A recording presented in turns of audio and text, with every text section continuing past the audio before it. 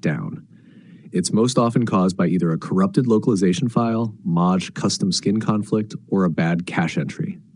Here's an advanced step-by-step fix guide. Tahash share solutions for CSV custom kill name failure in War Thunder. 1.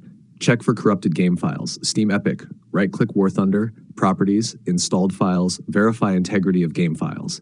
This will restore any corrupted missing CSV or localization files. 2. Clear game cache. Go to Windows, see users your name, app data local War Thunder. Delete the cache and logs folders. This forces War Thunder to rebuild configs and kill messages. 3. Reset custom localization files. If you've installed custom kill messages, sounds, or UI mods, remove them. Go to your War Thunder installation folder, lang or locale subfolder. Delete any custom.csv or .blk files. Leave only official ones.